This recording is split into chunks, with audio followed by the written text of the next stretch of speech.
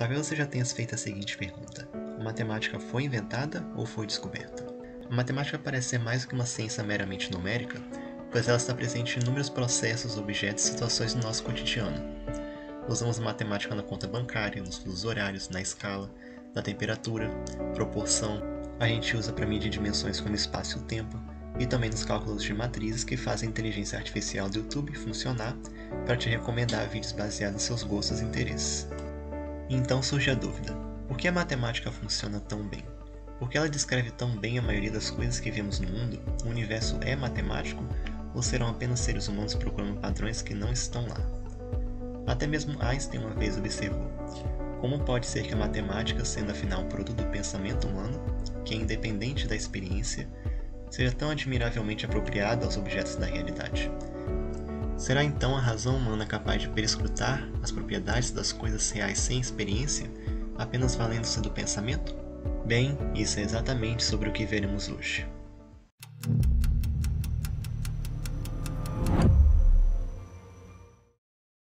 Sabemos que a filosofia possui 4 ramos que são a ética, epistemologia, metafísica e, por último, a lógica. O último, mas definitivamente não menos importante, pois é importante ter um bom raciocínio lógico para saber questionar e desenvolver bons argumentos em cima das demais áreas. De forma simplificada, existem 3 vertentes principais que tratam de explicar a relação entre a matemática e a lógica. Começando pelos filósofos e matemáticos Fred e Russell, por defender o logicismo, apoiavam a ideia de que a matemática é parte da lógica. Dando uma olhada na lógica para entendê-la um pouco melhor, nós estudamos sobretudo as proposições a fim de identificar o quão coerente é o seu argumento. Um argumento é formado por premissas e conclusões, e as conclusões são proposições verdadeiras, sempre por consequência das suas premissas serem. Podemos pegar o exemplo do argumento: se todo homem é mortal e Sócrates é homem, logo Sócrates é mortal. Só pode-se dizer que é verdade que Sócrates é mortal porque as premissas são verdadeiras. O logicismo é uma linha de pensamento que defende uma aproximação entre a lógica e a matemática, tanto que a matemática seria basicamente uma extensão da lógica, como a lógica pode também ser representada por meio de símbolos, assim como a matemática. Para eles, tanto a matemática quanto a lógica são teorias reais, pois suas sentenças são vistas como afirmando algo sobre o mundo, sobre como as coisas são.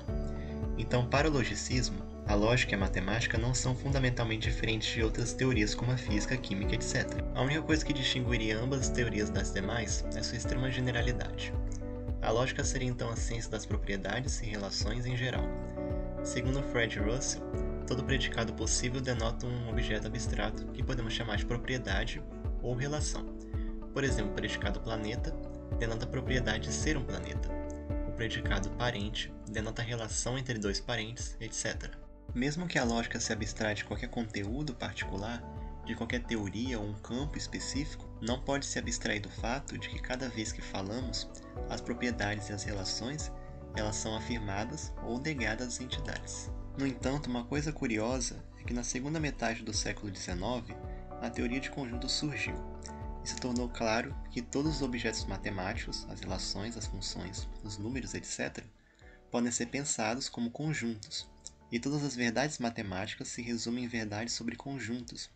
Em outras palavras, a matemática pode ser reduzida à teoria de conjuntos. Porém, na teoria de conjuntos, temos os conjuntos, que são, na verdade, uma forma particular de propriedades e relações, que, por sua vez, são o sujeito de estudo da lógica, como Fred e Russell entendiam. Portanto, a matemática pode ser reduzida a uma teoria sobre conjuntos, que, por sua vez, podem ser reduzidos a meras propriedades e relações em geral, mas se a lógica é uma teoria sobre propriedades e relações em geral, logo, a matemática é uma parte da lógica. Então, se a matemática é um subconjunto da lógica, então a próxima pergunta seria: de onde veio a lógica? Mas nem tudo são flores. Infelizmente, ainda não conseguimos fugir da incerteza sobre a pergunta de onde veio a matemática, porque não há um verdadeiro consenso de que a matemática tem a sua base na teoria de conjuntos, pois ela é bastante extensa e nem tudo nela tem base na teoria de conjuntos. No entanto, existem outras visões envolvendo esse assunto. De acordo com a visão contemporânea predominante, a matemática é uma teoria, mas a lógica não. A partir de uma longa discussão, foi concluído que Ao contrário das sentenças da lógica, as sentenças da matemática têm conteúdos. Visto que a matemática é uma teoria e a lógica não, a matemática não pode fazer parte da lógica. Fred e Russell, de um lado do extremo, acreditavam que a matemática e a lógica são teorias. Mas do outro extremo, temos Wittgenstein, que é um filósofo que não acredita que elas sejam sequer teorias. Portanto, tendo um panorama geral desse assunto em torno da questão da relação entre a lógica e a matemática, podemos tomar a conclusão definitiva de que não há conclusão definitiva.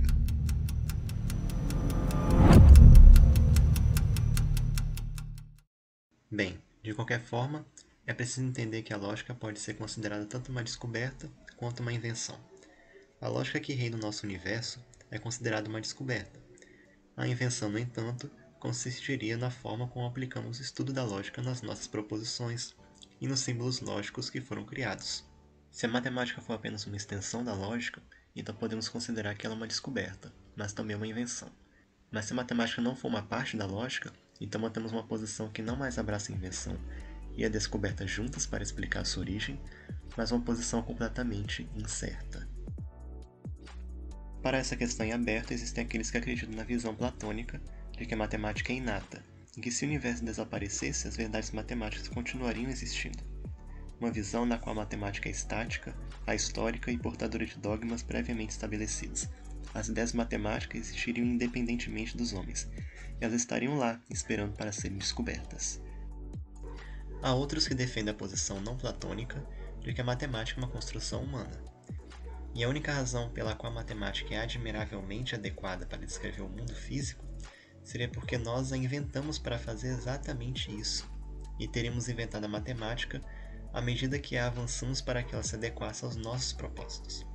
Portanto, se o universo desaparecesse, não haveria matemática da mesma forma que não haveria futebol, tênis, xadrez ou qualquer outro conjunto de regras com estruturas relacionadas que inventamos.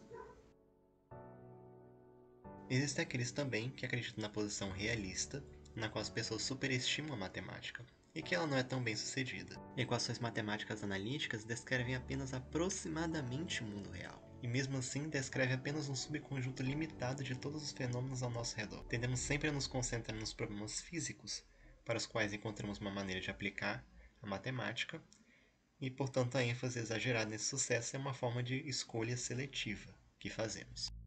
E a quarta principal posição em relação a esse assunto em aberto, e última, é a de que o que importa é que a matemática traz resultados.